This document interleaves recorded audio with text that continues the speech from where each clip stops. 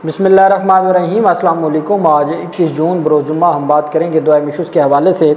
मरियम नवाज़ और हमज़ा शहबाज अलीम ख़ान तीन बड़े नाम हैं हुकूमती, और तीनों से असल फार्म 45 तलब कर लिए गए हैं। अब मोअज़्ज़ज़ लाहौर हाई कोर्ट की जानिब से बहुत बड़ी डेवलपमेंट सामने आई है। कल मैंने आपको बताया था कि इलेक्शन ट्राइब्यूनल से मुतल्लिक सुप्रीम कोर्ट ऑफ पाकिस्तान से इलेक्शन कमीशन को फौरी तौर पर कोई रिलीफ ना मिल सका, और अब ये मामला लंबा हो गया है। चूँकि अभी अगले हफ्ते जो कमेटी है वो बैठेगी, अभी अगले हफ्ते मखसूस नशिस्तों के केसेस हैं, फिर लार्जर बेंच बनेगा, फिर उसमें 9 PTI के उम्मीदवारों को भी दरख्वास्त मंजूर हो गई है, वो भी उसमें फ़रीक अपने दलाइल पेश करेंगे। सलमान अकरम राजा साहब भी दलाइल पेश करेंगे। सलमान अकरम राजा साहब ने ये बड़ी वाज़ेह बात कल की थी सुप्रीम कोर्ट ऑफ पाकिस्तान से कि जनाब वाला, हमारी इलेक्शन पिटीशंस में बतौर मुखालिफ फ़रीक के हमारा इल्ज़ाम ही इलेक्शन कमीशन पर है कि इन्होंने नताइज तब्दील किए हैं, तो वो कैसे अपने नो वन शुड बी जज ऑफ हिज ओन कॉज, कि कोई अपने मकसद के लिए जज नहीं हो सकता, तो वो कैसे जज लगा सकते हैं, या अपनी मर्ज़ी कैसे कर सकते हैं।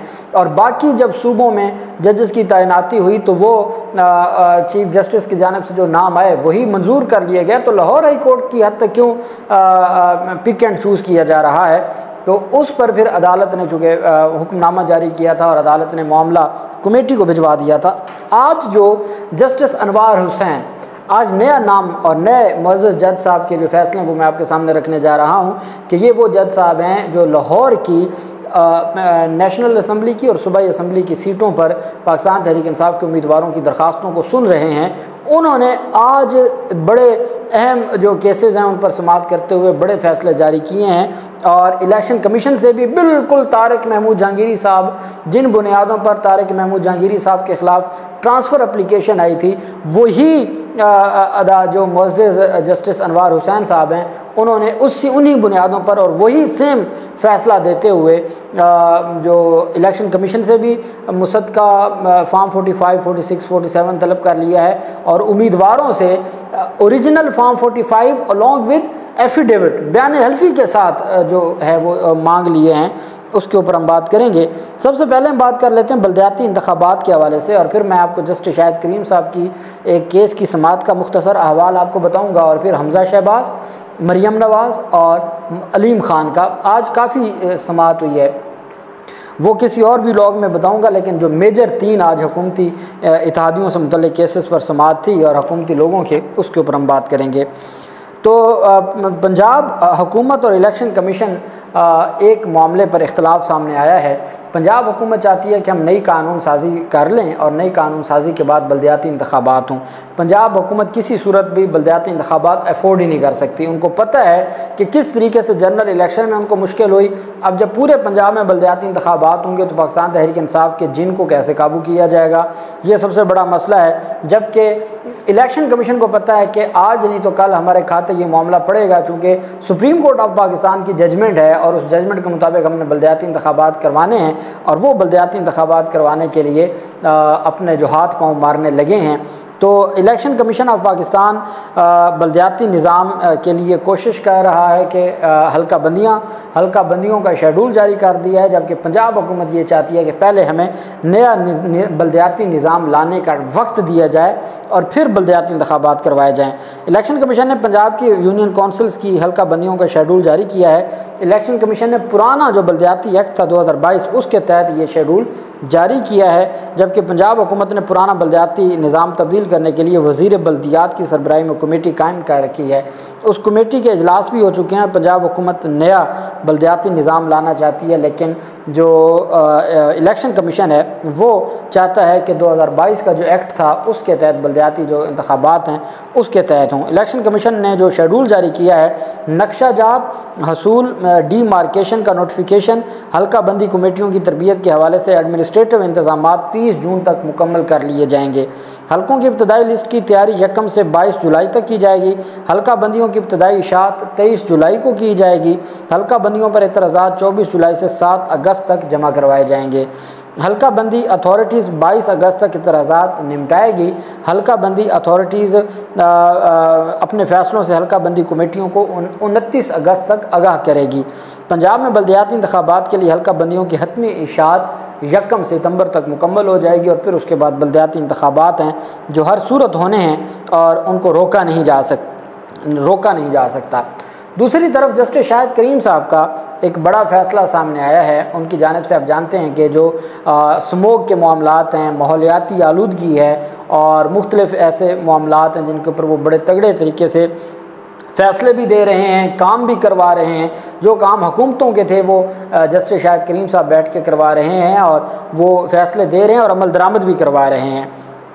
सबसे बड़ा मसला इस वक्त फसलों की बाक़ियात का है। वो गंदम की फसल हो या वो मुंजी जिसको चावल की फसल कहते हैं वो हो, तो आप अगर मोटरवे पे सफ़र करते हैं, लाहौर से इस्लामाबाद आप जाते हैं या आप लाहौर से मुल्तान जा रहे हैं, तो आपको जगह जगह पर बाक़ियात जलाने की आपको नज़र आता है कि बाक़ियात को जलाया जा रहा है। ये कौन सी बाक़ियात हैं जिनको जलाया जाता है? ये वो बाक़ियात हैं जो फसलों की के वो ऊपर से काट लेते हैं, जो बाकी चीज़ें हैं बाक़ियात उनको छोड़ दिया जाता है, जिसकी वजह से फिर फसलों को जला दिया जाता है। अब किसानों का ये मानना है कि हमारे पास कोई और ऑप्शन नहीं है सिवाय इसके कि हम इसको जला दें, क्योंकि इनको अगर तलफ़ करना है तो हमारे पास मशीनरी नहीं है, डीज़ल इतना महंगा है कि हम कैसे करें। अब उन चीज़ों को मद्देनज़र रखते हुए लाहौर हाई कोर्ट ने एक तो ये हुक्म दिया है मोटरवे पुलिस को कि आपकी ज़िम्मेदारी है कि बाक़ियात अगर जलाई जाती हैं तो उसके ऊपर एक्शन लिया जाए। दूसरा, लाहौर हाई कोर्ट ने धुआं छोड़ने वाली गाड़ियों को फौरी बंद करने का हुक्म दे दिया। स्मोक के तदारुक के लिए दायर दरखास्तों पर लाहौर हाई कोर्ट में समाअत हुई। अदालत ने हुक्म दिया कि ट्रैफिक पुलिस धुआं छोड़ने वाली गाड़ियों के खिलाफ कार्रवाई करे, जबकि मोटरवे पुलिस फसलों की बाक़ियात को आग लगाने के वाक़यात पर कार्रवाइयाँ करे। अदालत का कहना है कि मोटरवे के गिरदोनवा में आग के वाक़यात ज़्यादा होते हैं, वहाँ काबू पाया जा सकता है। हीट स्ट्रोक से मुतल्लिक़ सूबाई डिज़ास्टर मैनेजमेंट अथॉरिटी PDMA ने रिपोर्ट अदालत में पेश कर दी। रिपोर्ट में बताया गया कि हीट स्ट्रोक से मुतल्लिक़ आगाही मुहिम शुरू कर दी है। चोलिस्तान में 20 वाटर बोर्स भेज दिए हैं। लाहौर हाई कोर्ट ने धुआं छोड़ने वाली गाड़ियों को फौरी बंद करने का हुक्म दे दिया और आइंदा समाअत जुम्मा तक मुलतवी कर दी और रिपोर्ट्स तलब कर ली हैं। मोटरवे पुलिस से भी रिपोर्ट्स तलब कर ली हैं और ट्रैफिक पुलिस से कि जो शहरों में धुआं छोड़ने वाली गाड़ियाँ उनको बंद कर दिया जाए। ये जस्टिस शाहिद करीम साहब की जानिब से माहौलियाती आलूदगी के ख़ात्मे के लिए जो उनका किरदार है वो इंतहाई एहसन है और मैं समझता हूँ कि वो तगड़े तरीके से अपनी ज़िम्मेदारियाँ निभा रहे हैं और हुकूमती काम भी हमारी अदालतें कर रही हैं। दूसरी तरफ जो अहम पेशरफ सामने आई है वो है हमज़ा शहबाज। आलिया हमज़ा ने 1 लाख वोट लिए फार्म 47 के मुताबिक, और दूसरी जानिब जो फार्म 47 है उसमें 1,05,000 वोट शो किए गए हमज़ा शहबाज के। एक तो वो मामला था और वो बहुत अहम मामला था और सिर्फ 5,000 का फ़र्क है। जहाँ 5,000 का फ़र्क हो, इतना कम फ़र्क हो और जो मुस्तरद वोट हैं वो 10,000 से ज़ायद हों, कि यानी जितने मार्जिन से जीते गए हैं उससे ज़ायद वोटों से अगर कोई मुस्तरद हुए हों तो वहाँ तो दोबारा गिनती होती ही होती है। लेकिन आलिया हमज़ा को रिलीफ ना मिला, वो तो अदालतों में, वो वो तो जेलों में है और उनके हवाले से तो 7 रोज़ा मज़ीद जिस्मानी रिमांड का मंजूर किया गया। और वो कहते हैं कि 8-8 घंटे तो हमें जो कैदियों वाली वेन है उसमें बिठाया जाता है और गर्मी में, और हमें टार्चर किया जा रहा है, तशद्दुद किया जा रहा है। अब उनकी जानिब से दरख्वास्त थी और उस दरख्वास्त को अदालत ने आज समाअत के लिए मंजूर करते हुए हमज़ा शहबाज के हल्के के फार्म 45 तलब कर लिए। इलेक्शन ट्राइब्यूनल ने ओरिजिनल फार्म 45, फार्म 46 और फार्म 47 और बयान हल्फी भी मांग लिए हैं। अब जो उम्मीदवारान हैं, जो जीता हुआ उम्मीदवार है, उससे फार्म 45, 46 और 47 जो उनकी ओरिजिनल हैं, ओरिजिनल फार्म 45, 46 जो जस्टिस तारिक महमूद जहांगीरी साहब ने इस्लामाबाद के हलकों से नून लीग से मांगे थे, जिस पर नून लीग इलेक्शन कमीशन गई और इलेक्शन कमीशन ने केस ट्रांसफ़र कर दिए थे। जस्टिस अनवार हुसैन साहब ने, जिनके पास ये वो जज साहब हैं जिनको चीफ जस्टिस मलिक शहजाद साहब बतौर जज नामजद करके गए ट्राइब्यूनल का, तो लाहौर के जो मुकदमात हैं वो समाअत, मैंने आपको कल बताया था कि लाहौर में और बाकी जो पंजाब के इलेक्शन ट्राइब्यूनल्स हैं जो मलिक शहजाद अपॉइंट करके गए हैं, उन्होंने काम शुरू कर दिया है, उन्होंने कॉग्निजेंस ले ली है। तो आज जस्टिस अनवार हुसैन साहब ने जो फार्म 45, 46 और 47 हमज़ा शहबाज से अटेस्टेड जो फार्म 45 ओरिजिनल बयान हल्फी के साथ, जिसके ऊपर इस्लामाबाद हाई कोर्ट ने कहा था। और अदालत ने इलेक्शन कमीशन इलेक्शन कमीशन को हुक्म दिया है कि वो फॉर्म 45, 46, 47 की मुसद्दका कॉपियाँ जमा करवाए, जबकि उम्मीदवारों से कहा है कि वो फॉर्म 45, 46, 47 ओरिजिनल जमा करवाएं और बयान हल्फी साथ जमा करवाएं। ये आलिया हमज़ा की दरख्वास्त पर हमज़ा शहबाज को ऑर्डर हुआ। इसके बाद जो अहम पेशरफ सामने आई वो अलीम ख़ान की। अली इजाज़ भुट्टर हैं, पाकिस्तान तहरीक इंसाफ के जो MNA के उम्मीदवार थे, उनको हुक्म दिया है, अली इजाज़ भुट्टर की दरख्वास्त पर अब्दुल अलीम ख़ान को हुक्म दिया है कि आप फॉर्म 45 ओरिजिनल जमा करवाएं। इलेक्शन ट्राइब्यूनल ने ओरिजिनल फॉर्म 45, 46 और 47 और बयान हल्फी भी मांग लिया है कि बयान हल्फी के साथ ओरिजिनल फॉर्म 45, 46, 47 ओरिजिनल बयान हल्फी के साथ जमा करवाएं। और इलेक्शन कमीशन को कहा है कि जी जो हर सूरत आप मुसद्दका कॉपियाँ जमा करवाएं तमाम। अब मुसद्दका कॉपी से मुराद वो ट्रू कॉपी होती है, जो मुसद्दका कॉपी होती है वही ओरिजिनल होती है। तो इलेक्शन कमीशन से ओरिजिनल की बजाय मुसद्दका कॉपीज़ मांगी हैं, जबकि जो मुखालिफ उम्मीदवारान हैं अब्दुल अलीम ख़ान समेत, उनसे मुसद्दका उनसे ओरिजिनल फॉर्म 45 बयान हल्फी के साथ तलब कर लिया है।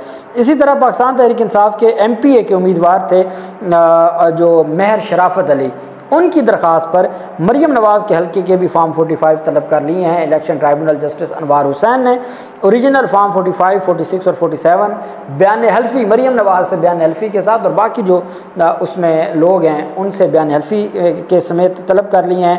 जस्टिस अनवार हुसैन ने महर शराफत अली की दरख्वास्त पर समाअत की।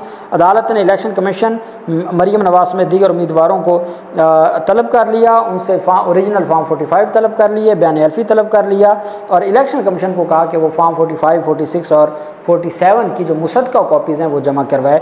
बहुत बड़ी डेवलपमेंट सामने आई है और ये अब धड़ाधड़ अगली तारीख आने से पहले अदालतें कॉग्निजेंस भी ले जाएंगी और ऑर्डर भी कर जाएंगी। जो अदालत का ऑर्डर हो जाएगा वो नया जज जाके उसको तब्दील भी नहीं कर सकता। ये मैं समझता हूँ कि एक बहुत बड़ी पेशरफ सामने आई है। अल्लाह पाक पाकिस्तान का हामी नासिर हो। बहुत शुक्रिया। अल्लाह हाफिज़। पाकिस्तान जिंदाबाद।